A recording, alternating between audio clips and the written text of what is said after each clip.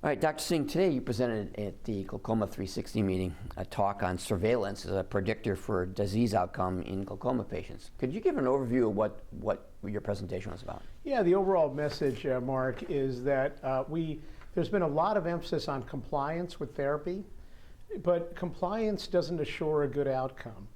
Patients can take their medicines and still continue to get worse. Sometimes the medicines become ineffective, sometimes additional treatments are needed, sometimes surgery is needed.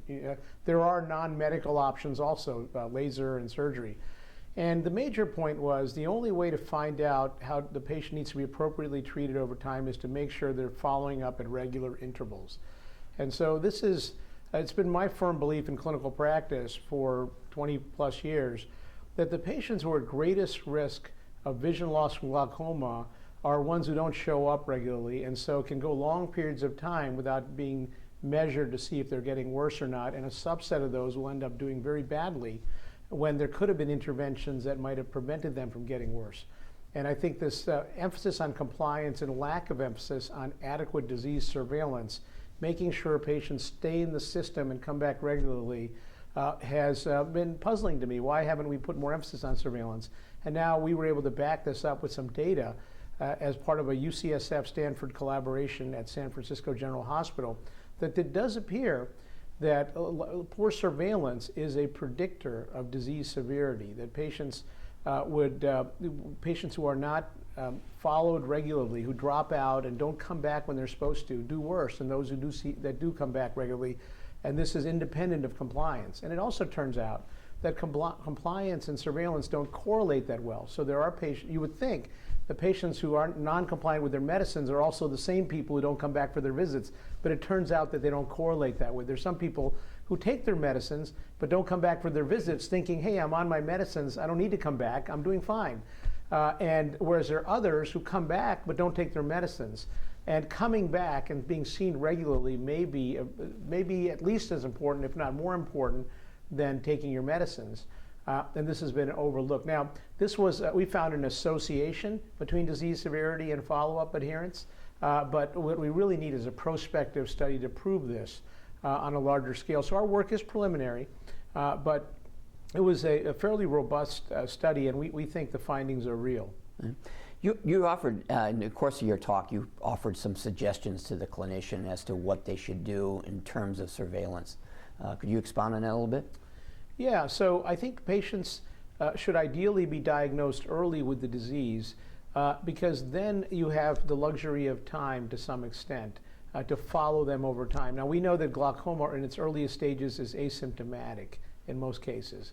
And so if you can find glaucoma early, you can survey the disease to see if that particular patient is a fast or a slow progressor. And of course you would treat them if they have glaucoma, but you might avoid early aggressive treatment. If you catch them early, you can let those who are going to be more fast progressors reveal themselves before you give them aggressive treatment. So early diagnosis followed with good surveillance, appropriate treatment, targeting safety at least as much as efficacy, because for patients who are asymptomatic, they need safe therapies to be more willing to take their prescribed treatments. If you give them treatments that hurt their eyes or give them side effects, they're probably less likely to use them.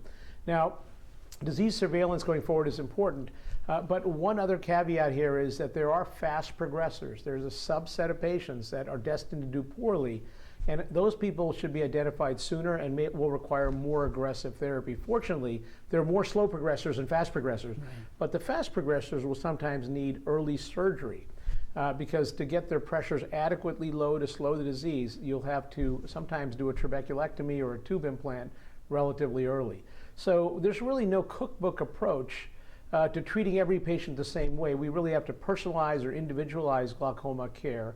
And in particular, if we find the disease early, we have time to separate the slow and fast progressors over time at a stage of the disease where there's not as much at stake.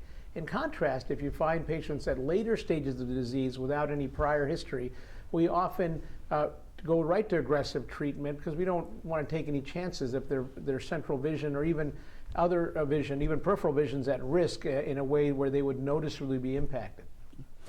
Now, the bottom line or a take-home message for the clinician in this practice is basically surveillance is important.